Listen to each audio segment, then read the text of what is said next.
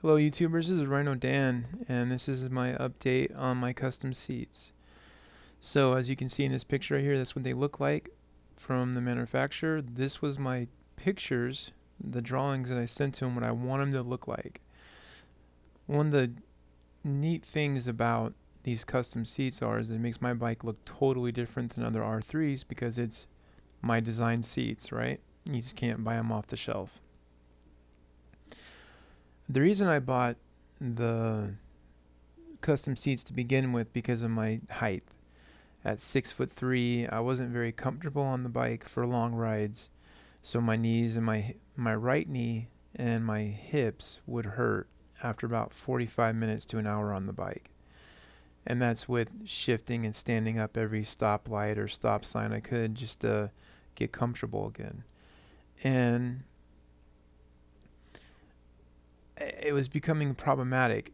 So I enjoyed riding the motorcycle, but I didn't enjoy the hip pain and the knee pain from riding the motorcycle. And I would stretch and do yoga and all that I could to keep more flexibility, but it didn't seem to be helping.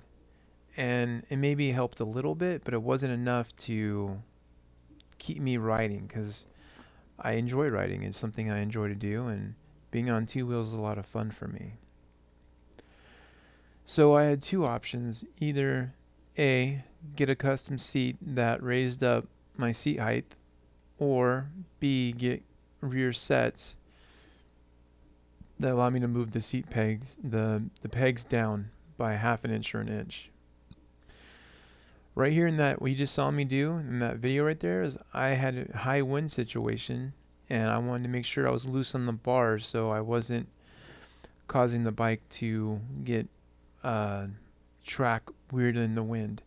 So if you ever feel like you're too tight on the bars, if you can't move your elbows up and down like you're flapping like wings, then you're too tight on the bars and you're causing the front and the rear tire to track weird and you're making the bike not do what it's supposed to do because motorcycles are naturally stable at speed. So the faster you go, the more stable they are. And it's one of those facts because you have gyros and Keith Code goes over it quite well. So don't take my word for it. Listen to Keith Code. He knows what he's talking about. But if you ever feel like you're too stiff or you have the death grip on the bars and you're fighting the motorcycle, loosen up on the hands and try to move your elbows a little bit and now get you realizing, hey, I need to loosen up here. I picked a gorgeous day to do this ride on. This ride was about 68 degrees with full gear on. It was pleasant and the slightly overcast. It's beautiful as you can tell right there in this pictures. And the really nice thing about this ride was I was able to do an hour and a half with the new seat and I condensed it down in this video right here. So the reason I didn't want to go with lower pegs, right? It removes my ground clearance. And you're going to find out here in about 10 seconds why. And in this next 10 seconds right here, I come in this turn really quick and I hit the pegs and the side of my boots through this turn, right? If my pegs were any lower, I could have gotten an accident. So the point I'm trying to make here is this, is that you need your ride height clearance to corner fast or corner aggressively, right? And if you don't have it, then you're going to be in trouble. You ever watch YouTube, go to Mulholland Drive, and you'll see motorcycles like baggers and Harleys and cruisers that have hard tails, that have hard tails, how they get in accidents when they scrape, right? Same thing with a sport bike. Your peg's too low and you're scraping pegs every time you go through a corner. And the nice thing about this seat is I'm actually be able to ride proper now. So I can get my balls on my feet on the pegs versus having my feet in the middle of the pegs, which means my feet hangs lower and they scrape easier. So it gives me less ground clearance, which is, it's nice now that I can actually get into a proper riding position, aggressive riding position without moving the pegs down, which is really nice. Another thing is too that is nice about these seats, other than them looking great and giving you a unique look, is they're functional. By raising the seats up half an inch, 2.5 inches, and they use the OEM seat pan, so the fit and finish on it was perfect. By raising it up 2.5 inches, I can now get rear sets and change my pegs up higher for me on track days, so it gives me more ground clearance, so I can use more of the tire, right? On streets, I can leave it in the original position that the Yamaha comes in, the R3 comes in, so it's plenty low enough for street riding. As you can tell, I'm going to the corners pretty well, and plenty of room, ground clearance to do that.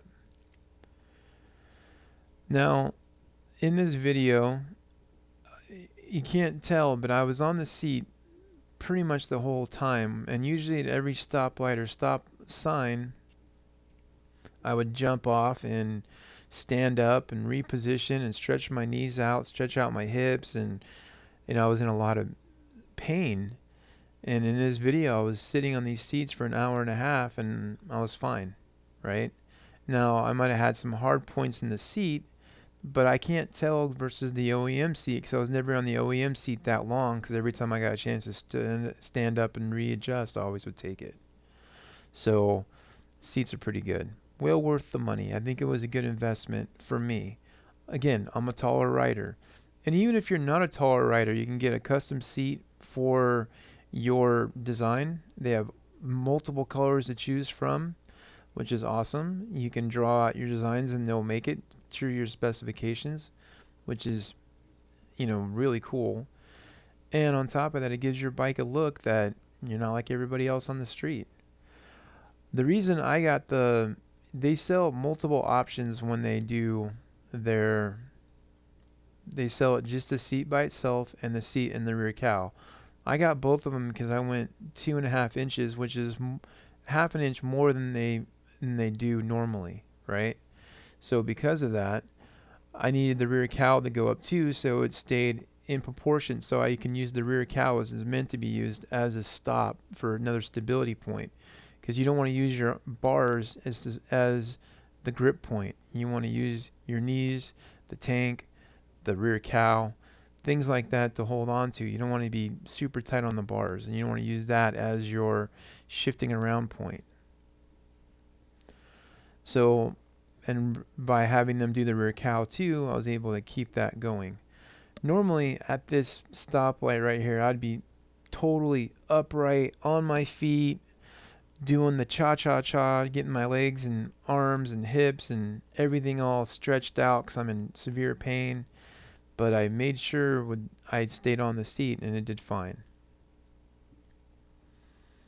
So now if you wanted, say you're a shorter rider but you wanted to go up an inch, here's the benefits of going up an inch on the seat height. That means you can raise up your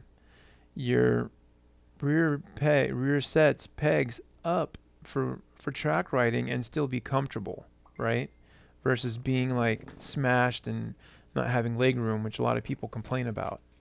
So you still have that option of doing that, and that's pretty nice.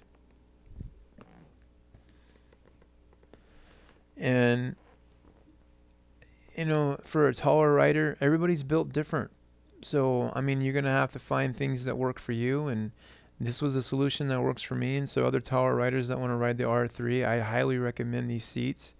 I'm going to put a link in the description to go there, to go and to, to go there and to go and check them out. And if you want to purchase, I think they cost me about 170 with shipping. It cost me a little bit more money on the shipping because the extra half an inch, because it changed the shipping weight.